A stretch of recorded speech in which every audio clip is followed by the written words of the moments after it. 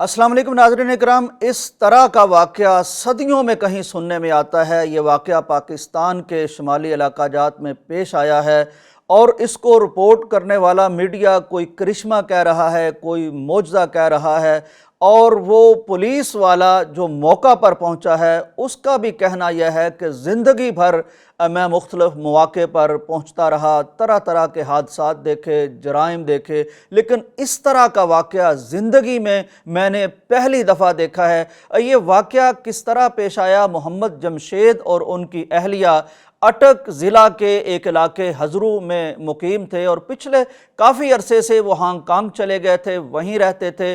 کچھ 25 دن قبل وہ پاکستان آئے، اپنے عزیزوں سے ملے اور انہوں نے ناران کاغان سیر و سیاحت کا ارادہ بنایا۔ گاڑی میں بیٹھے، رات کے وقت وہ نکل پڑے۔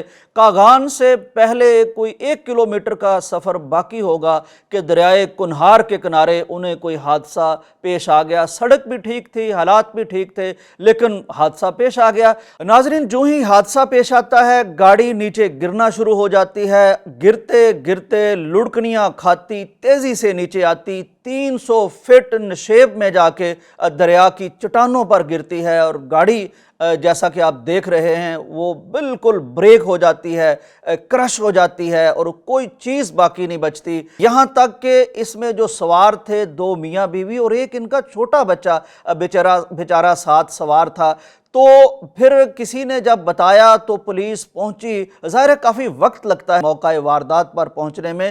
وہ پولیس آفیسر کہتا ہے کہ میں جب نیچے اترا تو میں نے عجیب منظر دیکھا۔ میں کیا دیکھتا ہوں کہ دونوں جو میاں بیوی ہیں ان کی لاشیں مجھے دکھائی دیتی ہیں، ایک ادھر پڑی ہے، ایک ادھر پڑی ہے، گاڑی تباہ ہو چکی ہے۔ لیکن موسٹ سرپرائزنگ جو چیز میں وہاں دیکھتا ہوں، میں دیکھتا ہوں کہ چھوٹا سا ایک بچہ ہے جو ان کا بیٹا تھا، وہ ایک پتھر کے ساتھ ٹیک لگا کے بالکل صحیح اور سالم بیٹھا ہوا ہے۔ وہ بالکل چپ ہے، ساکت و سامت ہے۔ پہلی تو بات ہے کہ 300 فٹ سے گرنا، یعنی جس کا نیٹ رزلٹ ہم نے یہ دیکھا کہ بالکل دونوں اس کے باپ اور والدہ بچ نہیں سکے، بالکل نہیں بچ سکے، زندگی سے ہاتھ دھو بیٹھے، گاڑی کرش ہو گئی ہے اور پھر گر کے یہ صحیح سلامت ہے۔ اور پھر یہ جنگلی حیات کا علاقہ ہے، یعنی یہاں جنگلی درندے بھی آیا کرتے ہیں اور رات کا وقت ہے اور رات بیت گئی ہے اور یہ یہاں اکیلا بیٹھا ہوا ہے۔ وہ کہتے ہیں میں سناٹے میں آ گیا دیکھ کے، اور مجھے یعنی ان کو یا کوئی بھی دیکھتا تو بندہ حیرت میں آ جاتا ہے